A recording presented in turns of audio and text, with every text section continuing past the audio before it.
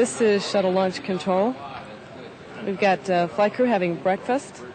There's mission specialist Ray Seddon, payload specialist Millie Hughes-Fulford.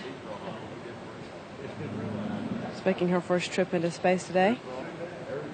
Mission specialist Drew Gaffney is also flying on the shuttle for the first time. We've got mission specialist Jim Bajan. He's making his second flight into space today. Mission specialist Tamara Jernigan. She's flying for the first time. And Commander Brian O'Connor. He's flying for the second time. Pilot Sid Gutierrez is flying for the first time. Crew is getting ready for a 9-day flight aboard the shuttle Columbia.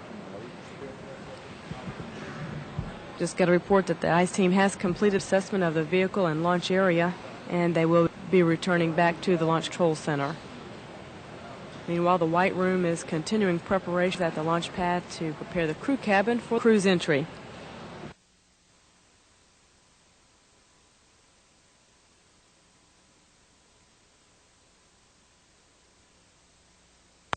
This is shuttle launch control at T-minus 3 hours and holding. We've got the flight crew in the suit up, the operations and checkout building.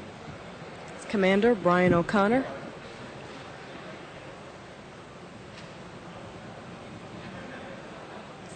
These are items the crew will take with them on board the orbiter. The flight, while they're in the room here, they do stuff their pockets and with items they'll be taking on board with them.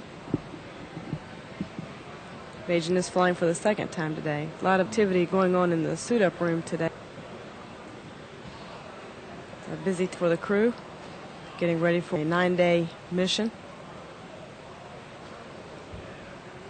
And they will be departing the operations and checkout building shortly. That's planned for 4:45 this morning. They'll be arriving at the White Room at Launch Pad B at about 5:15.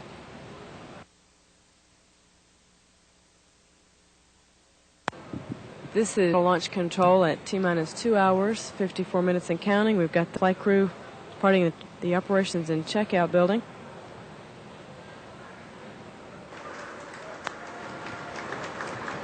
And Commander Brian O'Connor leading the crew out.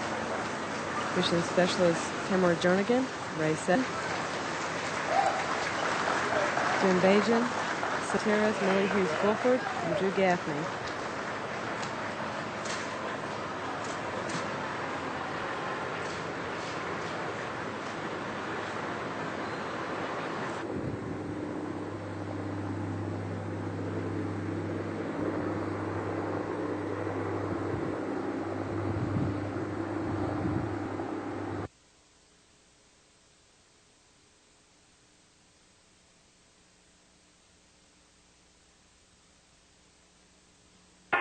Houston, Columbia, MS3. Houston, Columbia, PS1. Houston, Columbia, PS2. Okay, we've got all of you loud and clear.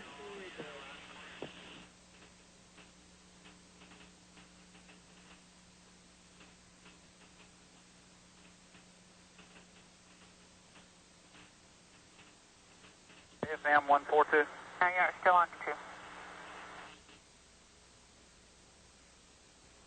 T-minus 7 minutes, 30 seconds. Orbiter access arm retract. The orbiter access arm being retracted away from the Columbia's crew module at this time and be re-extended in just a few minutes if necessary. SRO 212. Go ahead, SRO. At this point, we may not be able to get the aircraft at TSP in time. Suspect we may have to hold for about a minute. T-minus 5. I copy.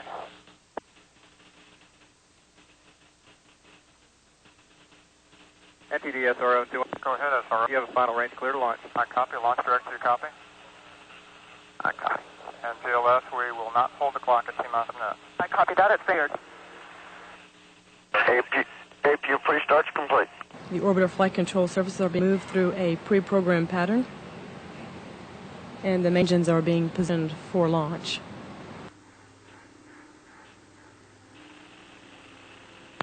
Action of the gaseous oxygen vent hood is now underway. T-minus 2 minutes, 20 seconds and counting. Flight crew, close and lock your visors and initiate O2. Have a good trip. Cadet.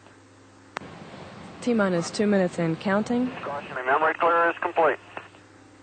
Copy. CLS is go for ET LH2 pressurization. Liquid hydrogen replenishment is being terminated and the hydrogen tank is being pressurized for flight. Crew has locked their visors for flight. T-minus 15 seconds. T-minus 10, 9. We have a go for engine start. 6, 4, 3, 2, 1. Ignition and liftoff of Columbia on the first dedicated medical research flight.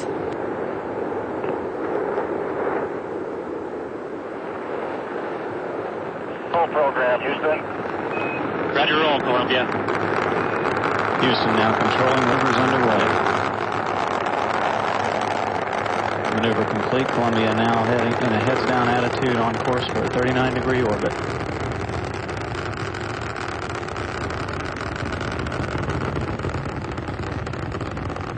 Engines now throttling down as Columbia prepares to pass through the area of maximum dynamic pressure.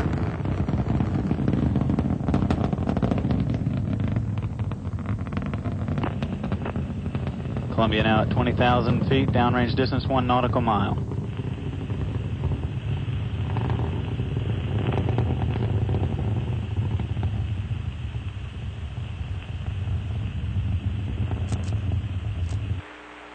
Throttle up, 3 at 104.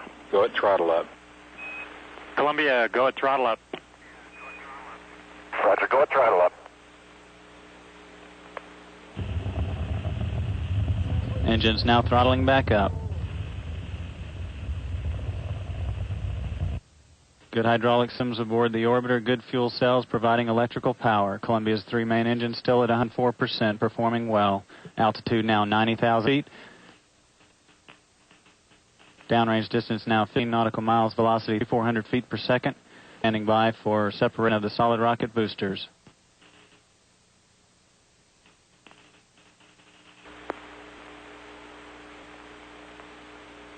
Sir, SEP. Copy, SEP. 103 confirmed.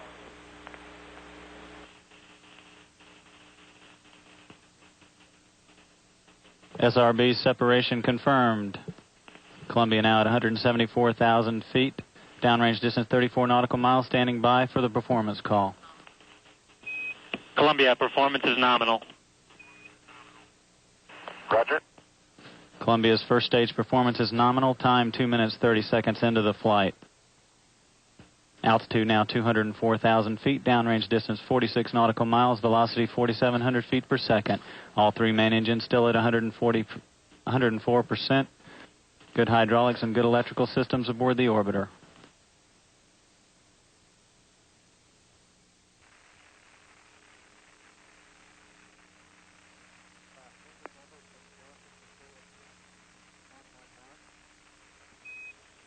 Columbia, Houston with an action on 812. Go ahead. Yeah, we need the PU heater, tank, fuel line, water sys 1, 2, and 3, the Bravos, to auto. We see some temps a little lower than we expected. We want to turn those heater on early. Okay, stand by.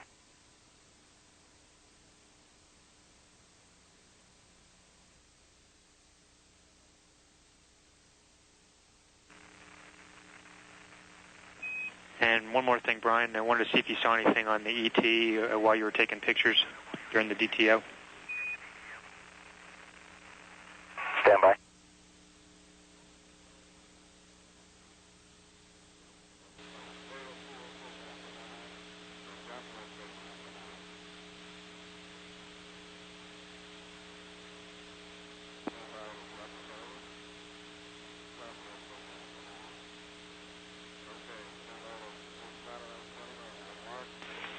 Columbia, Houston.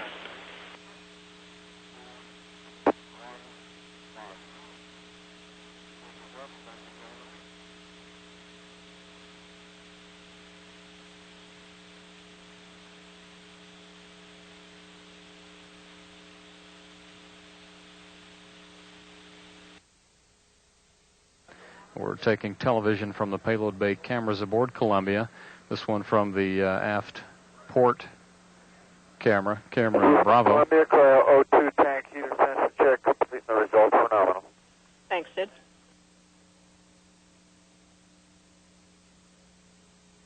We're taking a look here at some thermal blanket material on the aft bulkhead of the payload bay, which appears to have come unseated at some time during between launch and opening of the payload bay doors.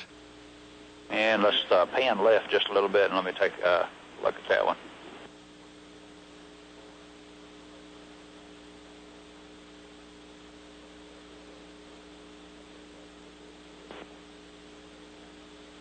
Yes, sir. We're suspecting it looks like maybe even three of them. Three of them that may have at least one snap that's come detached. Yeah, it's hard to see for It's sure. really It difficult. sure does look like it all the way to the top. Yeah, it looks like there was some type of ripping action or something. Okay, here's the aft bulkhead. You can see the port will be to the right of your screen. It'll actually be to the left. I'm holding the camera upside down. Anyway, you can get oriented. You can see farther down there's a couple that are kind of disrupted. There's that one square that's almost 2 feet by 2 feet that's peeled off. It's just like the snaps popped. It doesn't like anything else. Up above, the same thing. Nothing's ripped. And then up above, you can see. Okay. This is Mission Control Houston. As Columbia crosses over the southeastern African coast, we have crew members in the Space Lab And module. Columbia, Houston, we're with you in the lab. You look great.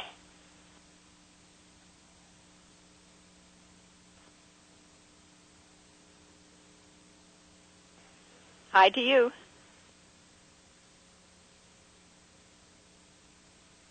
This is the Payload Operations Control Center, Huntsville.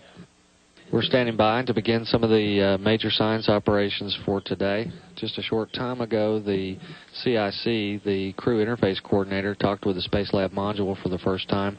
That's a face we'll see a lot. That was Gary Renfro, who established contact with the Space Lab at about 5 hours, 13 minutes. We now see Ray Seddon, Jim Bajan, and Millie Hughes-Fulford working in the module as they get it ready to go for the science operations to come. But while we're in orbit, we have a lot of serious work to do. This mission is the first one since 1985 to carry the European-built pressurized laboratory called Space Lab. We switch you to one of our payload bay cameras, you'll be able to see the Space Lab in the payload bay. Notice the size of the lab. It almost fills the entire cargo bay. And it has a 15-foot tunnel which allows the crew members to float back and forth from the orbiter into the mid-deck living area and then back to the Space Lab module where they do their research work. We have a crew of 7 folks, including 5 highly skilled and trained scientists. And for 9 days in space, we're conducting experiments in the first ever space flight dedicated totally to life sciences. Specifically, we're looking at the effects of weightless environment of space on the human body. Before we take you into that laboratory, let's go down to the deck where the pilot, Gutierrez, is to talk about some of the things on down there. From the middeck, we'll journey through a tunnel to the Space Lab. The Space Lab is where most of the experiments in this mission are taking place. Let's float through the tunnel and join the rest of the crew.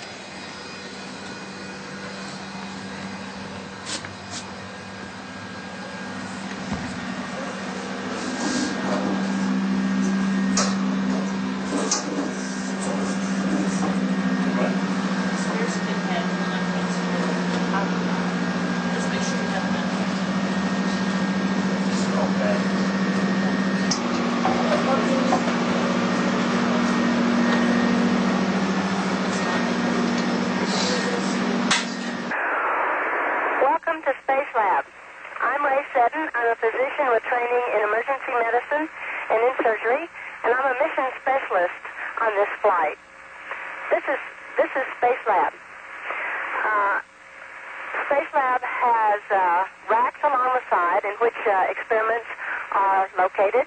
We have 20 life sciences experiments on this flight. We also have a lot of stowage in the overhead lockers, and we have several pieces of equipment in the center aisle.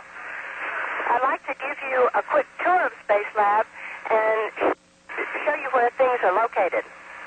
In the very front of the lab, we have our control panels for the environmental control system, our communication system, and our computers. Just above my head, you see part of the vestibular experiment. It's a dome. You look into the dome. There are dots inside the dome that rotate, and it will help us determine how much you depend on your eyesight to give you cues about direction and motion. In this area, we have the majority of our cardiovascular experiments. Bill here is working on the echocardiograph machine, which uses sound waves to generate pictures of the human heart, so we can see how the heart changes in size and volume during the fluid shifts of weightlessness. We also have an instrument here that will help us measure how the regulation of blood flow to the leg changes when gravity is no longer acting on it. You can just see barely in this portion of the Space Lab, you see the shoulder bars for our bicycle ergometer.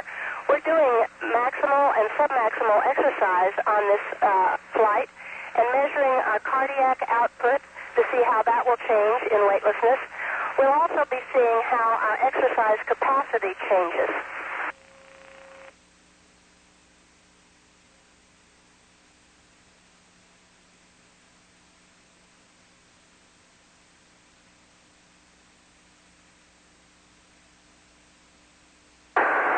Experiment, which is located in this rack, and this is Jim Bajan using the lung function experiment, will tell us how the distribution of air and blood changes within the chest when we're in a weightless environment. Behind me, you see our general purpose workstation, which is like a laminar flow hood that you might have in your laboratory. Air flows from the top of the hood down through grills in the bottom, and then it collects all the debris, and the air is circulated through charcoal scrubbers, and the air is clean, so we can have particulate material and materials that we wouldn't have loose in the cabin. We can work with inside this hood, and it will be contained, and the air will be scrubbed of any hazardous material that we might have in here. In this rack is the large centrifuge that we use to separate the blood cells from the plasma on the blood that is drawn from the crew members in flight. This is Payload Operations Control. We'll be continuing the downlink of the videotape from the crew when we are out of antenna blockage in about 20 minutes approximately. Those of you who have ever taken a CPR course will recognize Resusci Annie. Annie is serving as a patient on this flight to help us better evaluate an operating and examining table that might someday be used on space station. The body mass measuring device that we have here on the floor is the equivalent of your bathroom heels. Of course, in weightlessness, you can't measure your weight. But if you sit in this chair, you release some springs, and it oscillates back and forth. And it gives us a measurement of mass, which is related to weight. So in conjunction with our diet logs and our urine specimens that we're collecting, we can get an idea of how our body's metabolism works in weightlessness. Now we're over on the other side of the Space Lab. My friend and crew member, Tammy Jernigan, is injecting some activator into some white blood cells that we've drawn from crew members on this flight. They're inside an incubator that keeps them warm so they can grow, and we can see how their growth changes in weightlessness as compared to some Earth-based white blood cells. On this panel, we have an experiment that looks at the regulation of blood pressure. There's a neck collar involved in this experiment. You place it on your neck, and it either puts pressure or suction onto the pressure receptors here in your neck and helps you regulate your blood pressure. We think that's going to change in weightlessness, And we'd like to see the magnitude of that change in regulation.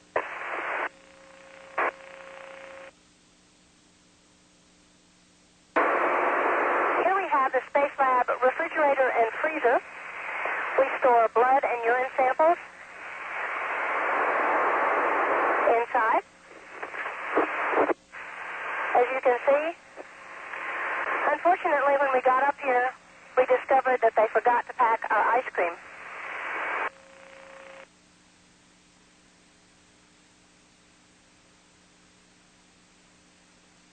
This set of racks contains certain of our backup equipment. We have, for instance, a small echocardiograph machine in here. We're also carrying a medical restraint system, the examining table, and the intravenous pump that will be used perhaps someday in the health maintenance facility on Space Station.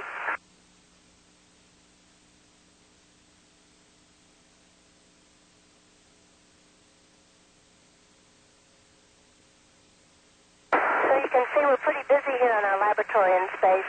It's much like a ground-based laboratory, only without gravity. So we're studying three primary things here on the dedicated Life Sciences Space Lab mission. How gravity affects basic biological mechanisms, how weightlessness affects a number of human systems so that we can understand how to make longer-term space flight in the future safer and more comfortable, and how to best design equipment for doing experiments and for maintaining crew health on space stations of the future. This view is of the payload bay with the Space Lab module in the rear of the payload bay and the tunnel adapter used for the crew to move between the flight deck, mid-deck area to the Space Lab module.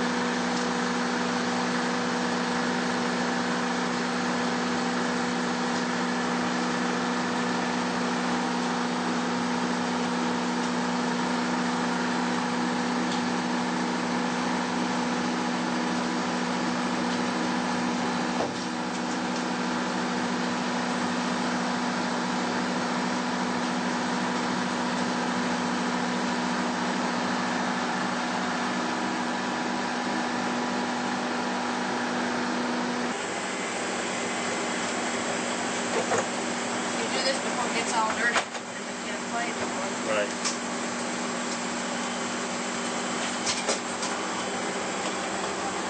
Okay, now the needle went to the bottom. Means it's underexposed. You ready? Yeah, but if you're wide open, that'll be okay. That's as I can get it.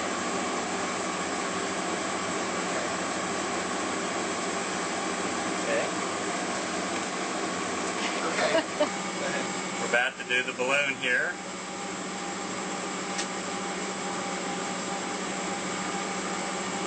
Let me get closer, right? All the rest, let us know the air flips. That might be okay. Okay. Just to get air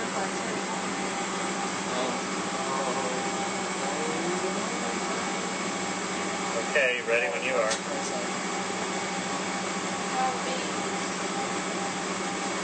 Ready, everybody? Yeah. Whoa! Boy.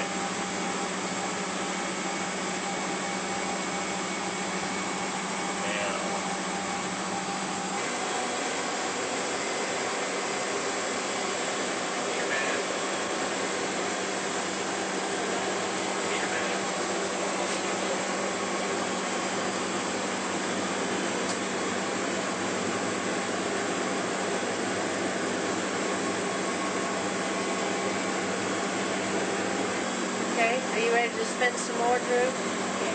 Okay. Got another one coming. Let's see him.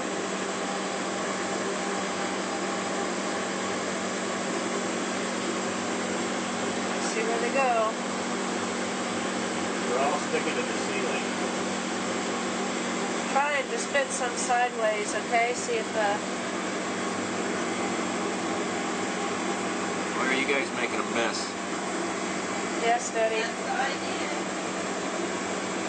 It's not half, right? Okay. So some splat on the floor, some splat on the walls. See, they stick. Wherever they hit, they They stay. stick. This is Payload Operations Control. Huntsville Drew Gaffney has been summoned down to the end cone camera in the Space Lab. Not sure why at this point. It could have something to do, however, with the fact that he was born 45 years ago today in Carlsbad, New Mexico. Happy birthday to you. Happy birthday to you. Happy birthday, dear Drew. Happy birthday to you.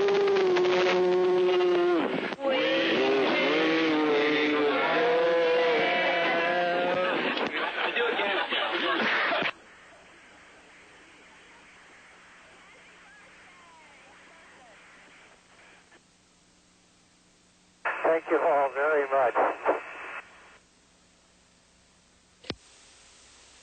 We were initially looking at the jellyfish that Tammy Jernigan recorded yesterday. Here they are.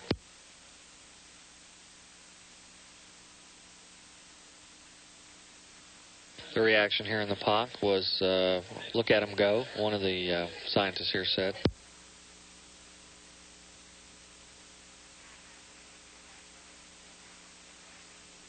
There are 2,478 or so jellyfish aboard Columbia.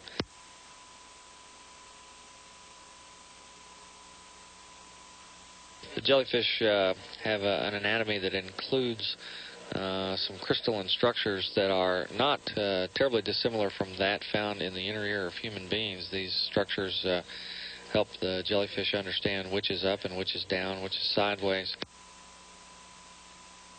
Many of the structures, again, resemble the structures of humans, although they are somewhat less complicated. And the desire of this experiment is to determine the effects of microgravity on these developing jellyfish in order to help also understand and prevent some of the adverse effects that attach to human beings when they enter the microgravity environment. Sid? What's wrong, Tammy? She's not breathing. Can you help? I'll get the mask. Can I help? You bet.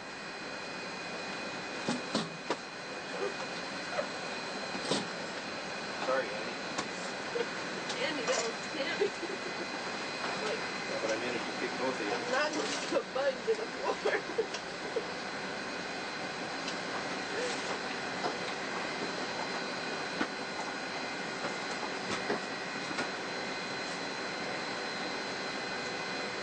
She's not breathing. Continue CPR. Go. Breath. Go. Breath. Go. Breath. Go. Try and rock into her, Brian. I can't do that. Okay. Try. Breath. Go. If I just pull Breath. hard on against these Go. straps, it seems to work better. Okay. Whoa.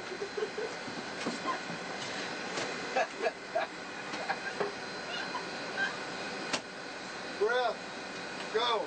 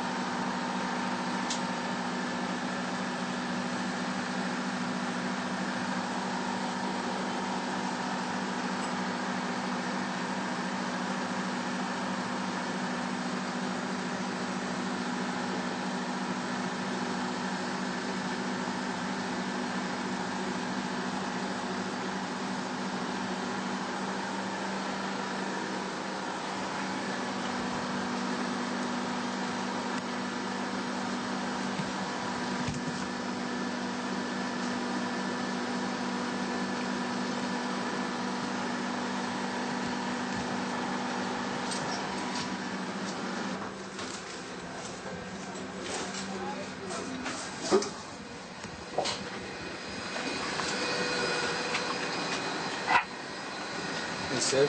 Yeah. It's not obvious to me which way it goes here, but there's a little silver thing here which apparently that's the touch. So that's up here.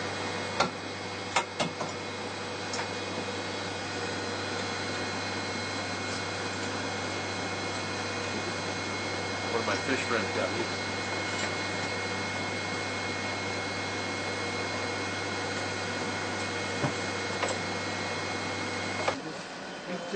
Are you ballistic? I'm ballistic. I'm sorry. I'll admit it right now. Now, if you're ballistic, that's okay. You know, that kind of protects you. Said I need to go for two now. If you say you're out of control, that shows that admits some degree of negligence. Yes. Yeah. Well, never say it. Tortilla, right? Never say it. Yeah, but if you just say you're ballistic and you were negligent, I mean, you still could be proven, and then it would be worse.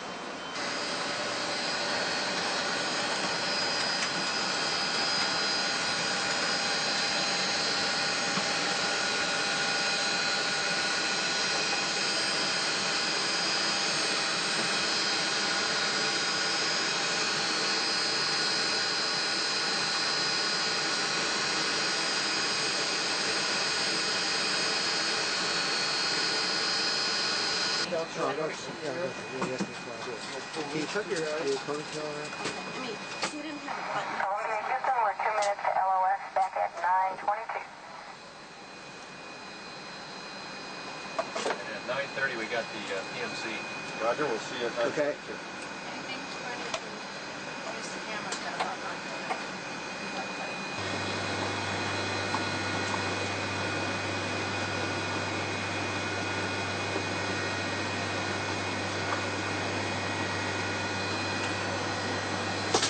That looks pretty well aligned. Okay. Now I'll try the silicone oil.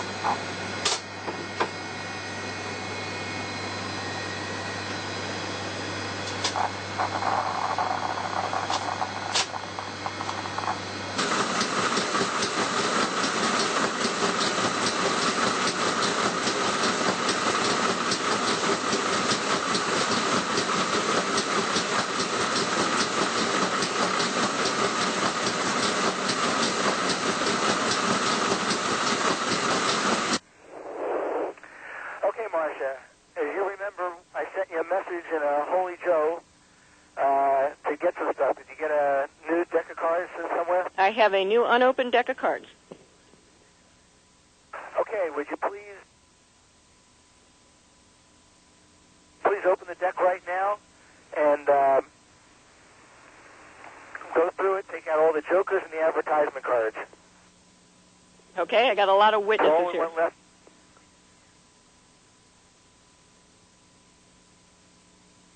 So once you've removed all the extraneous cards and you're just down to the straight playing cards, let me know.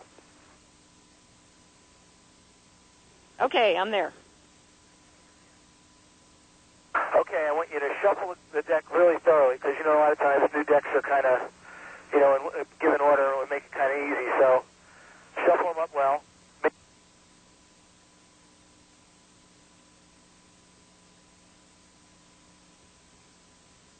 Okay, they're all shuffled. Okay, would you please place them down on the console there in front of you, face down, just the stack down there. And then is Flight long enough comm cord? Can he, after you spread them out, can he just pick one out? Don't pick it up. Just slide it out away from the rest of the deck.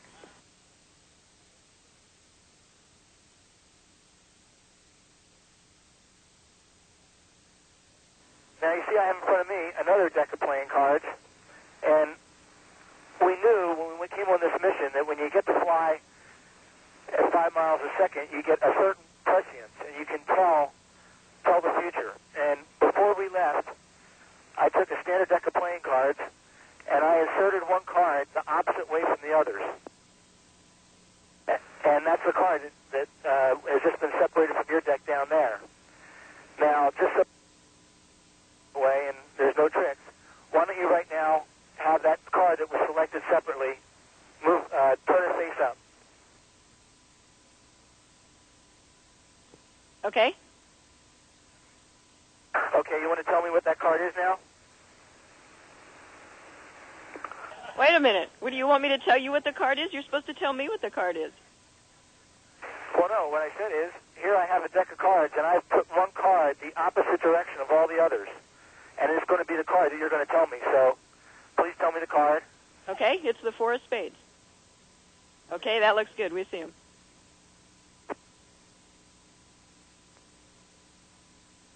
Can you see the one card that is different? Sure do.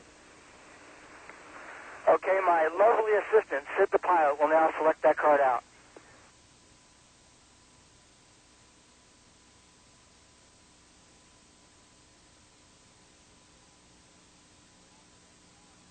Big round of applause. That's truly incredible. Can you read that card? It's the 4 of spades. There you go. Amazing. Well, thank you, Marcia. It's hard to do a trick like this far out. And we really appreciate all the cooperation we got from you, everybody else that did it. Not much there. What was the big city? There was one really large coastal city. Right there, you mean? Yeah. You're probably just coming up on it now. I don't know. It's so big, it could be, it's not that. I just don't know which island we're on.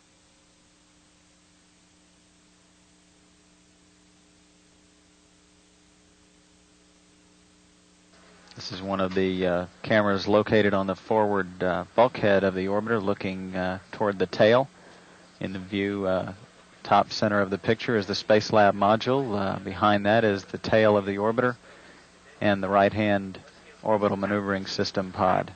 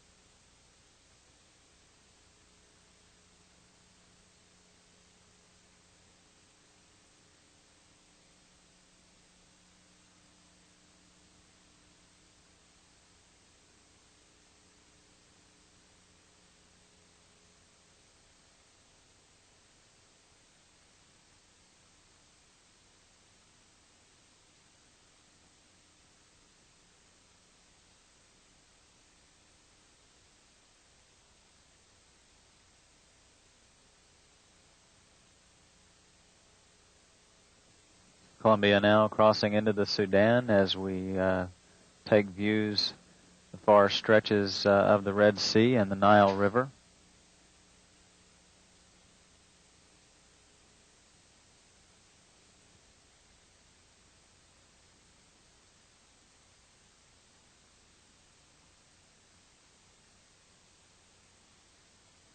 Quite an interesting craft. Wow, here's some volcanic stuff. These old volcanoes. Oh, boy.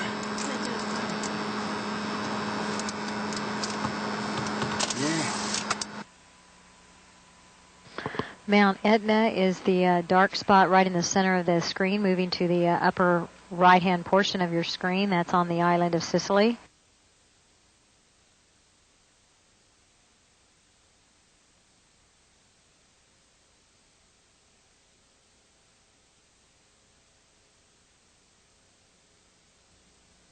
And we are having receiving a fairly close view of the city of Baghdad, which is just east of those two dark dots up in the center of your upper center of your screen right now.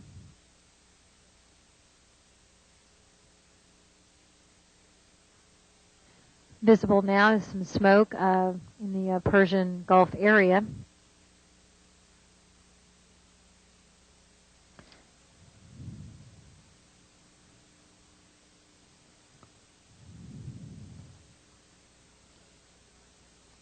Those dark areas are evidence of smoke palls from the burning oil over the in the Persian Gulf area.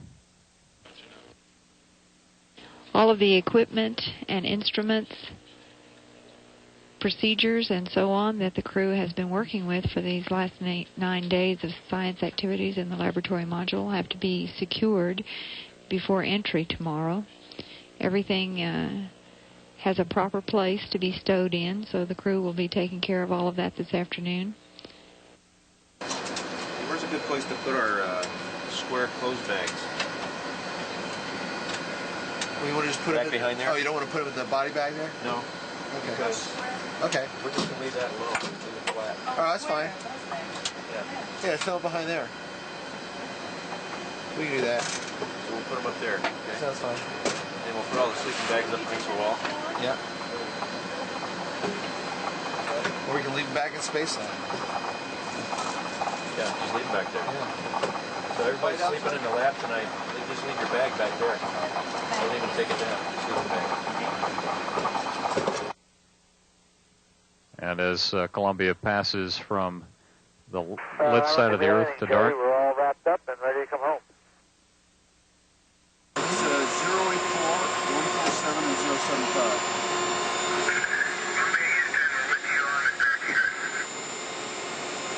And I'll be back after I get suited up. That's loud and clear. Columbia. Go ahead, Brian. Yeah, we're all set and ready to close the port door. If you're ready, we'll do it. Roger that, Brian. We're sitting here watching. You have a go to close the port door. Okay.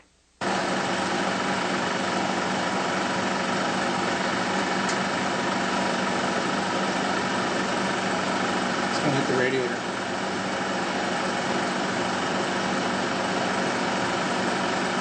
Oh, I just missed. Fuck, it's jammed.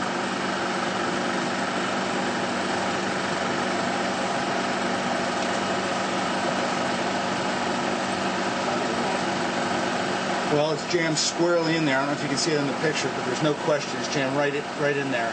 It looks like it kept it from coming down. What's it look like to you? Houston, Columbia, based on our go, no-go diagram, we show the port door go, and we're ready to begin latching the door if you are. Roger that. We concur, and you have a go to drive the latches.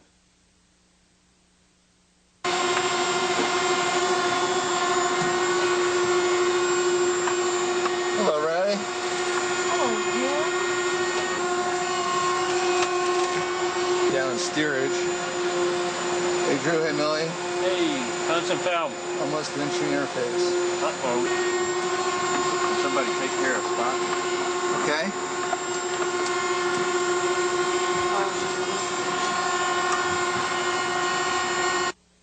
Columbia, Houston. The winds at Edwards remain light on runway 22 right now. They're 204 at 11 knots. Forecast winds remain unchanged. 240 at 16, gust 24. Those are within limits. You have a go for the burn. Roger, go for burn.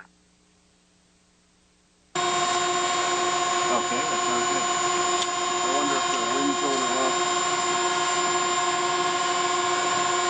It's probably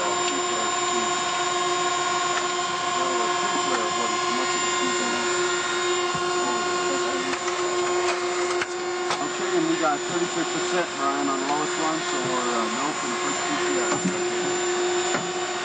Oh, it's getting red outside. Yeah, we're going to have to go. You want me to start your icon recorder? Yeah. And I think we're on fire. It's hot. Yeah. And double check the door gate. Okay, first. PTI.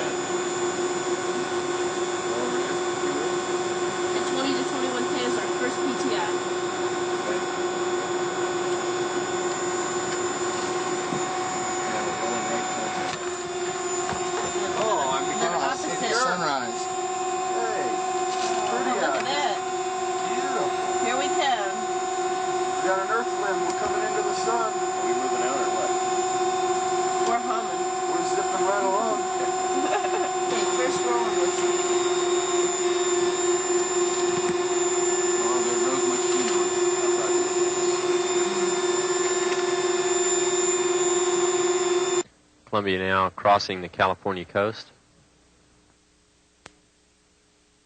Altitude 126,000 feet. Velocity 6,000 feet per second, or approximately 4,091 miles an hour. And this view showing Columbia, provided by the Santa Ynez long-range tracking camera at Vandenberg Air Force Base. Now receiving views from Columbia, from cameras at the Dryden Flight Research Facility. Current altitude 70,000 feet, velocity Mach 1.9. Columbia, Houston, latest forecast winds at Edwards, right down the runway, 220 at 14, gust to 20. Nominal aim point looks good. Great.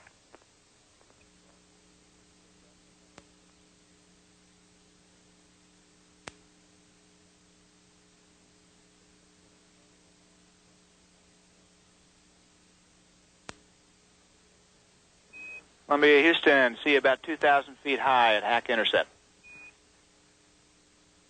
Roger. Flight now, his energy looks good. Copy. We processing MLS guidance? Processing MLS. Very good.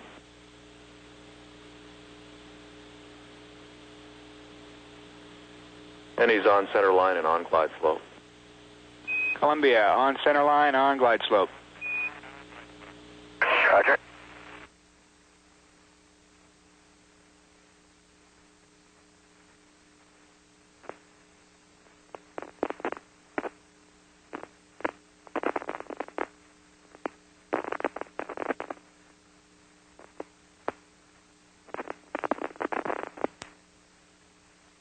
Gears down.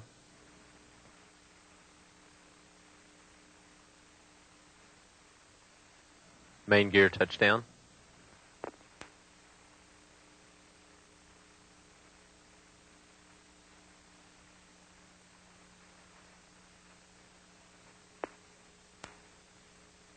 Nose gear touchdown.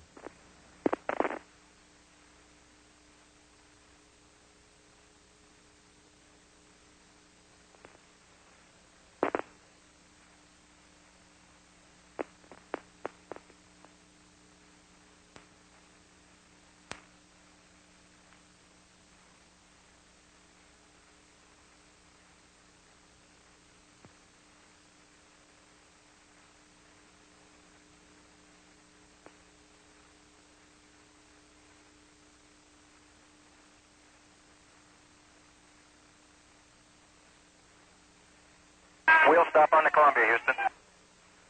Roger that, Columbia. Welcome back. It'll look great, Brian, and congratulations on a super flight. And we'll have post-landing deltas for you here shortly. Okay, all operators, post-landing deltas. Okay. Prop? No deltas flight. GNC? No deltas flight. Eagle? No deltas flight. Econ? No deltas. Max? No deltas. Booster? No deltas. Inco? No deltas. DPS? No deltas. Payloads? No deltas. I think that's everybody. No deltas. Columbia, Houston, no deltas to the post-landing checklist. We'll follow you through as written. Okay.